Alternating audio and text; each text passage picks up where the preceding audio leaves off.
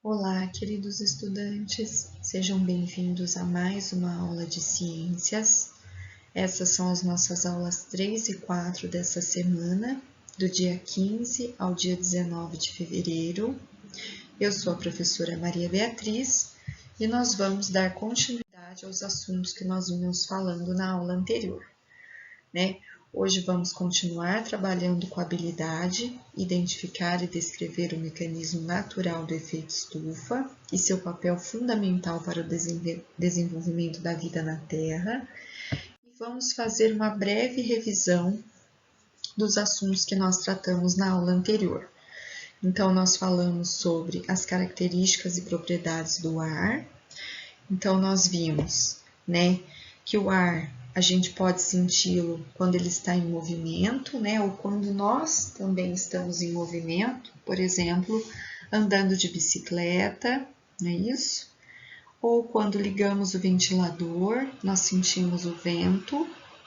E também observando o movimento das folhas das árvores, das pipas e outras coisas que estão no céu, que é possível ver que o ar está presente e está se movimentando. Então, nós vamos relembrar que o ar ele tem massa, ou seja, ele ocupa espaço, tá? Então, nas figuras nós podemos ver que na primeira, os dois balões estão cheios de ar, então o peso do cabide está equilibrado. Já no segundo balão, na segunda imagem, o segundo balão ele está estourado, então o ar ele saiu dali e permaneceu só o outro balão cheio de ar. Então o outro balão está com mais massa, tem ar ocupando o espaço e por isso mesmo o cabide está mais pesado para o lado desse balão.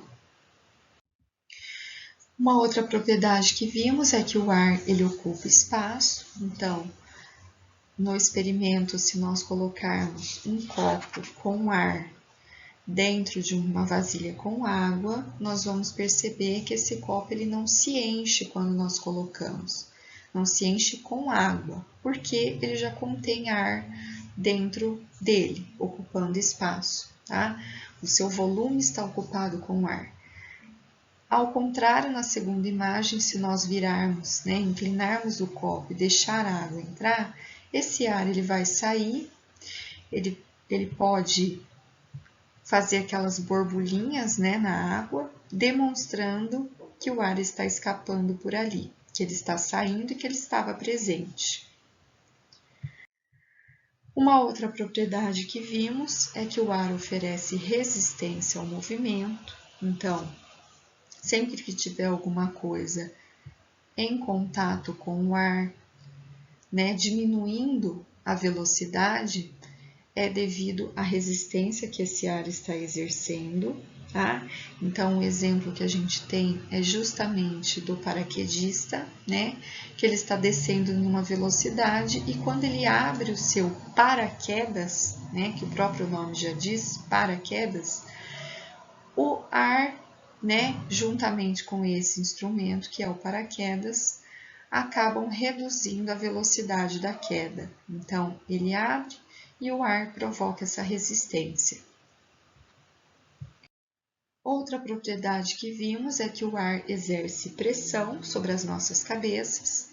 Quanto mais alto nós estivermos, menor a coluna de ar sobre a nossa cabeça, então a pressão é menor, tá? Temos menos ar envolvido ali. Ao contrário, quando estamos num lugar de baixa altitude, né? Um local mais baixo, como por exemplo nas praias, né? Lugar bem abaixo das montanhas. Então, nós temos uma coluna de ar maior em cima das nossas cabeças e então a pressão desse ar é também maior. E aí, então, nós falamos um pouco da composição do ar. Nós vimos, né, os gases que estão envolvidos. Vimos que o nitrogênio está em maior quantidade no ar, 78%. O oxigênio em 21%, e os outros gases, gás carbônico, ozônio, gases nobres e vapor de água, eles constituem apenas, juntos, apenas 1% da composição do ar. Vimos que o gás oxigênio, ele é muito importante para a manutenção da nossa vida, ele também é muito importante para a respiração das plantas e dos animais, dos seres vivos, E também ele serve como um excelente comburente, ou seja, ele auxilia no processo de queima de materiais. Tá? O fogo ele só pega devido à existência do oxigênio, tá? Que é aquele exemplo clássico que nós demos na aula passada sobre a vela. A vela se mantém acesa, a chama fica acesa porque no ambiente existe oxigênio suficiente. Se esse oxigênio acabar, se nós tamparmos a vela com um vidro, com um copo, e acabar o oxigênio, essa vela rapidamente se apaga, certo? Esse é um processo chamado de combustão. Também vimos que o gás carbônico é importante para as plantas que fazem fotossíntese, E também é um dos gases de efeito estufa, que mantém a temperatura da Terra constante, não deixa com que a Terra se resfrie por muito tempo, O ozônio, nós vimos que faz parte, constitui a camada de ozônio, que é uma camada muito importante, capaz de filtrar a radiação ultravioleta do Sol. Ela permite com que a gente não morra queimado aqui, Então, é ela que protege a gente desses raios solares, não deixa, faz a filtração, não deixa com que ele atinja a gente em maior quantidade, em grandes quantidades, grandes proporções, de modo que a gente não aguente o sol, certo?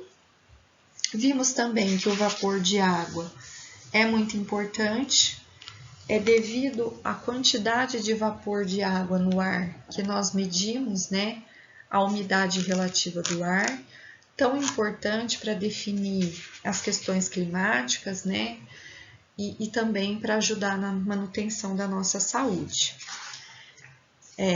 Quando tem pouco vapor de água, quando temos baixa umidade relativa do ar, aparecem os problemas respiratórios, alérgicos, o ressecamento, das mucosas como nariz, boca, e isso pode causar muitos transtornos para as pessoas.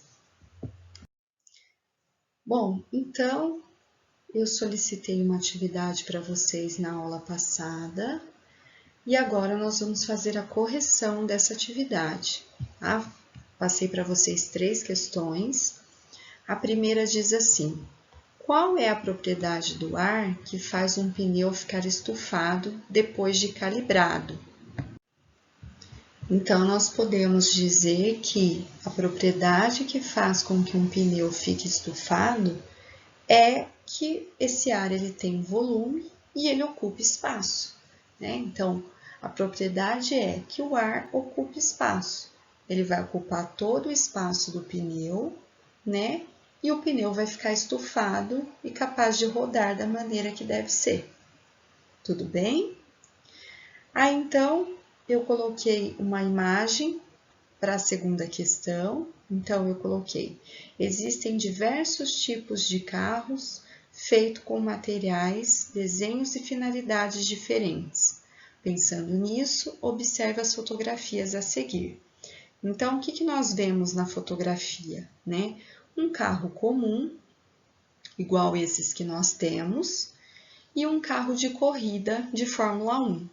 Tá? Eles são de designs diferentes, eles têm toda a lataria diferente, E aí, então, eu perguntei: após observar as imagens acima, responda: qual desses veículos sofre menos resistência do ar ao se deslocar e por quê? Então, quando nós observamos, Qual desses carros sofre menos resistência do ar? Com certeza o carro de corrida de Fórmula 1, não é, pessoal? O carro de corrida de Fórmula 1 ele tem um design mais aberto, mais limpo, tem menos lataria, né? A sua carcaça é menor, tá? Então, com certeza, ele foi feito para vencer a resistência do ar e para chegar numa velocidade maior, né? Então, com certeza, o carro de corrida, tá? A questão número 3, eu pedi para analisar as afirmativas e assinalar aquelas que contêm informações verdadeiras. Então, vamos lá.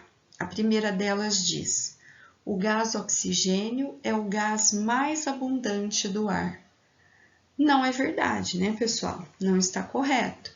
O gás mais abundante do ar é o gás nitrogênio, tá? A segunda, a pressão exercida pelo ar se deve à ação da gravidade. Também não está correto, né, pessoal?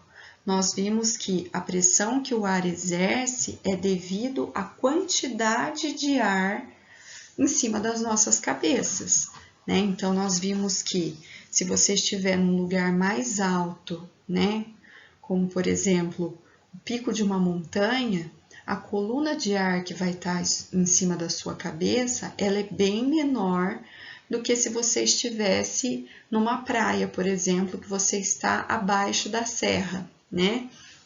Então, nesse caso da praia, você tem uma coluna de ar maior sobre a sua cabeça e por conta disso, a pressão é maior, tá? Então, neste caso, a gravidade não oferece, não tem nenhuma ação, tá? A próxima. O ar possui massa, mas essa massa é tão pequena que não gera nenhum impacto nos seres vivos. Também não é correto, né, pessoal? Porque o ar ele tem massa, isso é verdade. Mas dizer que essa massa não gera nenhum impacto, não está correto, tá?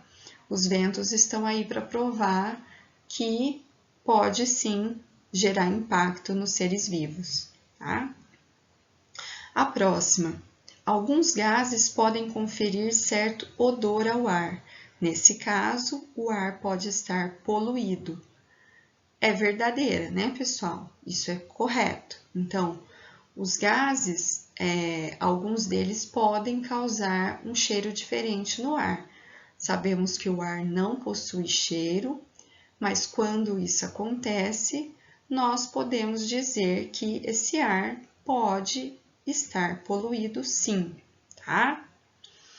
E por fim, o ar, como é um composto no estado gasoso, não tem forma definida. É verdade, né, pessoal? Todos os compostos, todas as substâncias no estado gasoso, elas não têm uma forma definida. Elas assumem a forma daquilo que elas estão dentro, tá? Então, o ar ele assume o formato da seringa quando ele está dentro da seringa, ele assume o formato de um copo quando ele está dentro do copo, enfim. Tudo isso acontece justamente por estar em estado gasoso. Tudo bem, pessoal? Então, essas foram as nossas perguntas. Espero que vocês tenham entendido. Qualquer dúvida podem me procurar, estou à disposição. E até a nossa próxima aula. Muito obrigada pela atenção.